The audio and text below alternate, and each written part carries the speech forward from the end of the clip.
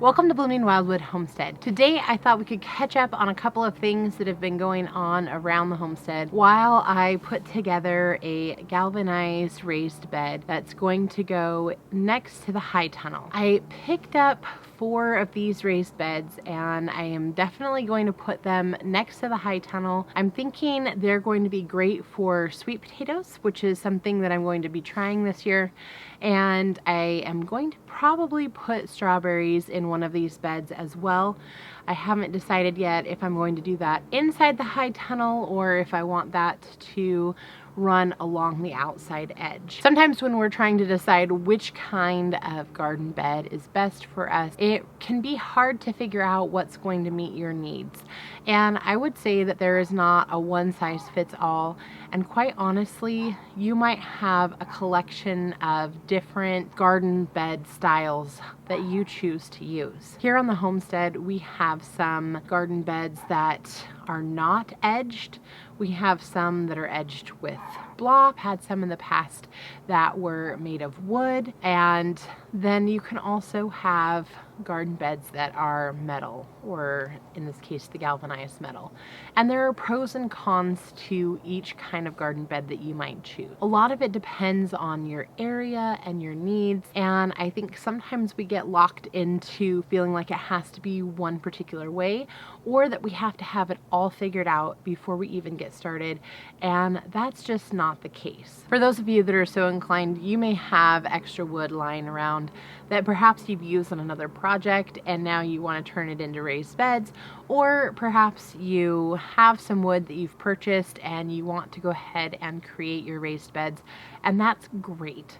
For others, you might just not feel like you have the skills to put together a wood raised bed, and so there are other options. Today we're going to take a look at this metal raised bed and see how easy it is to put together and see if it might be something that could fit your needs, and then we'll talk a little bit more about kind of where I'm planning to use it as well. So let's take a look.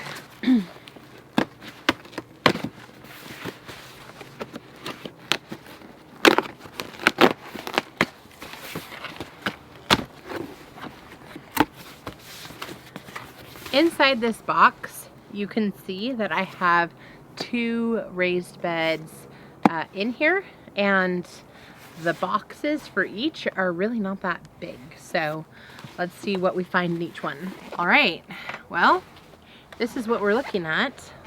It's not huge, but I think I better go get a pair of scissors. Be right back. We have ourselves a pair of scissors.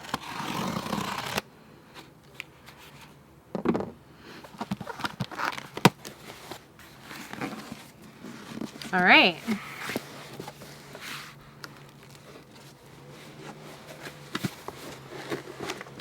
This is definitely packed in here very efficiently.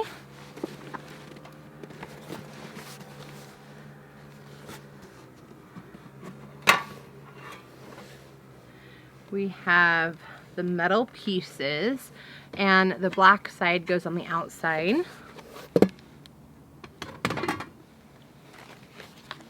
Pair of gloves, probably because the metal is quite sharp.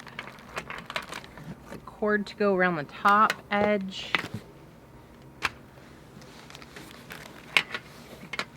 A screwdriver.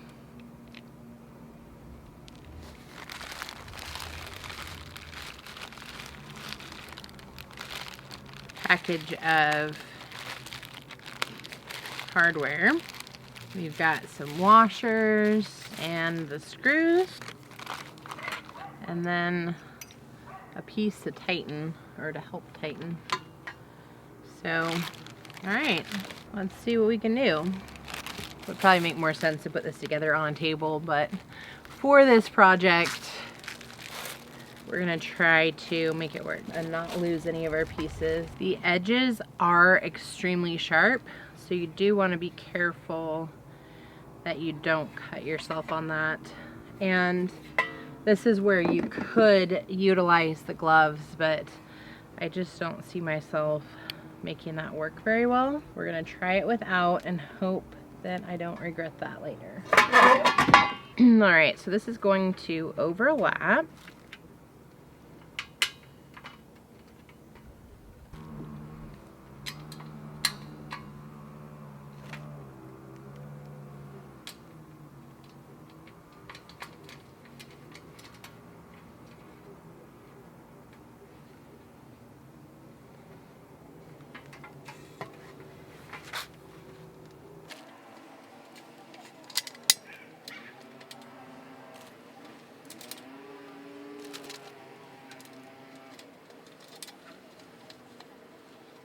We're just gonna start by hand tightening it, and then we will use the tools in a minute.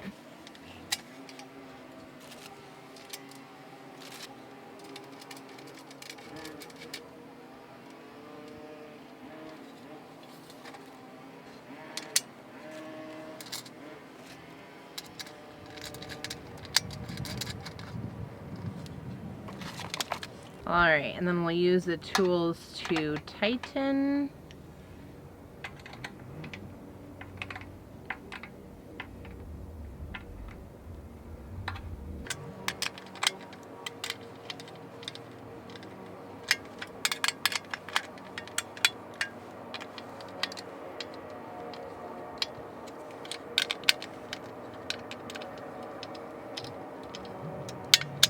All right, well, we're off to a good start, and that is actually super easy. So I'm liking this so far. Well, so far so good. This is actually fairly simple to put together, so I'm really excited about how it's going together so far. There aren't really any directions, but it's not super complicated, so hopefully we're doing it right, and I think it will meet the needs. So I thought we could just chat while I'm putting this together.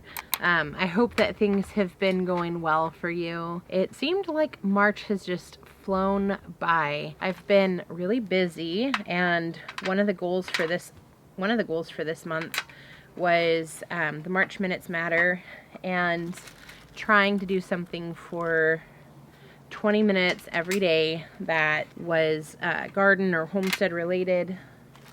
And I feel like that was really helpful in getting some things accomplished. And you really can do a lot in a small amount of time, which has been good.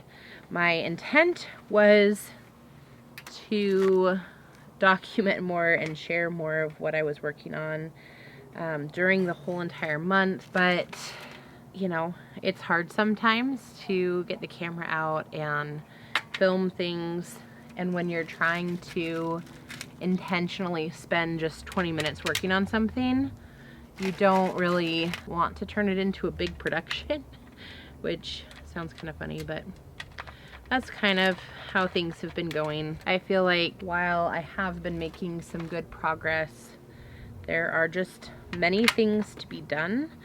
And that's one of the things about living on the homestead. With this type of lifestyle, you're never bored. There's never a time where you're wondering if you won't have something to do. Even in the winter months, I feel like there's always something, whether that's just home maintenance or projects. There's always something.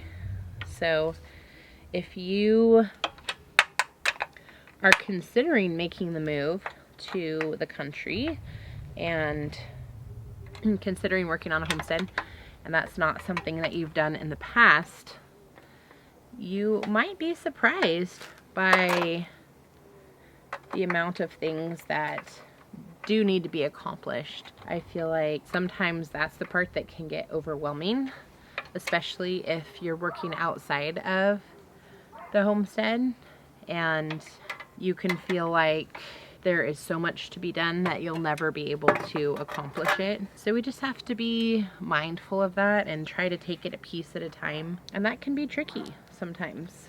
I had to see how many corner edges or edge pieces we have here. So what are some things that have been accomplished? I've been working on trying to get my pantry situation in order. Last year I did a lot of food preservation, which I typically have done quite a bit of food preservation. However, I didn't really have space for everything, and so it was kind of stacked in boxes, and so that's something that has been getting worked on. I'm still trying to finish up the raspberries. That was something that I was kind of behind on. I've got a little more weeding to do there, and then I've also got marionberries that I need to finish getting strung up. Again, feeling a bit behind there. What else have we done? Oh, I got a couple of new trees, so that was fun. A couple of sweet cherry trees to add to the orchard, and then an Italian plum tree.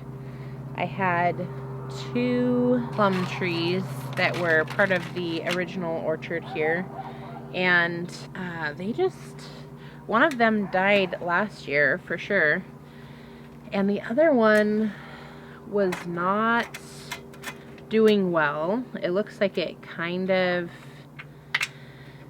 has died back most of the way, but I do have a bit left that we'll see if it comes back around or not. I'm not super hopeful with it, but you never know. Also in that batch, I got a couple of new black currants, and I'll share with you how they're doing on a future video. I had the one that I'm working on revitalizing, and I've been kind of working on that for the last couple of years. Oops, last year I did pretty hard prune on it, and wasn't sure if I would be able to get anything off of it. However, it's got some fresh growth this year, and I'm really excited about that, and hopeful that we'll see some good progress that will it'll maybe come back around and produce something. But then as I was doing more research on the black currants, I was reading that they need at least 2 to cross-pollinate. So I decided to pick up 2 new plants, which will for sure give me 2 functioning currants. And then if that one comes back around, then I'll have 3. And if it doesn't come back around, at least I've got the other 2 to pollinate each other. So that is kind of my thinking on that one. What else has been going on? The weather here has been cold and cold. It was snowing just 2 days ago. I've got flowers out in the front yard, and it was snowing, which it's crazy. So I think that's part of the issue. It's hard to feel like it's time to get out and garden and do the things when it's snowing outside, you know? So I don't know. There's that. Let me know in the comments below how things are going for you. I know we've seen a lot of stormy weather in a lot of areas of the country, which is very scary, I'm sure, for many of you. Let me know what's happening. I've got a few things that I'm excited to share with you. We've got some new projects coming along. I'm going to be planting some strawberries. Those just came in, so we'll be getting those planted. The orchard finally got pruned. That took me a while. Alright, we're about to have some issues here because this is getting too big for me to manage on my lap. I don't know. Probably not how it was designed to be put together. I'm not good enough at filming to try to put it together and give you lots of different angles and talk to. We are not that sophisticated. What I don't want to do is scratch it because it is just a black coating, and then if the black coating comes off, it might look kind of bad.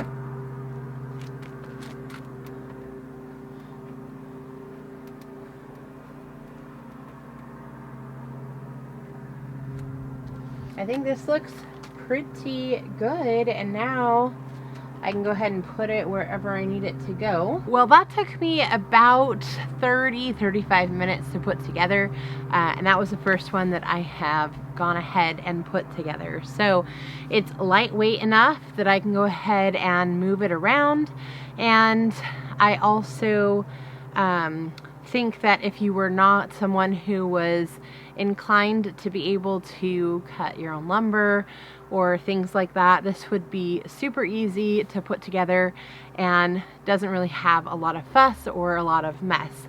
I'll link to it down in the description below if it's something you want to check out or something similar. The galvanized metal seems pretty durable. It seems like it is a little bit heavier duty, and I think that it should work really well for my purpose. They have some that are in black and then some that are in the silver color. I chose the black because for the sweet potatoes, I want them to absorb some of the heat. One of the issues with growing sweet potatoes in the Northwest is that we don't get as warm as they do in other grow zone 8s, and so sometimes that heat can be an issue. So I'm going to be doing a few things to try and mitigate that and make it work. And that's one of the reasons why I went ahead and picked up the black. I also am thinking that I will plant some potatoes in there as well. That would be super easy to do. And then also some, I might do some strawberries. We'll kind of see how that goes. For the potatoes and the strawberries, I wouldn't need black, but now that I've gotten some black ones, I like them all to kind of look alike, and I'll put everything in the black color so it kind of looks a little bit alike. And I'll keep you updated on how things are going, and let me know how you're doing and some of the things that you've accomplished during the month of March. We have lots of videos coming up in the near future, but this one is one that you might enjoy. I hope to see you soon. Until next time, bye everyone.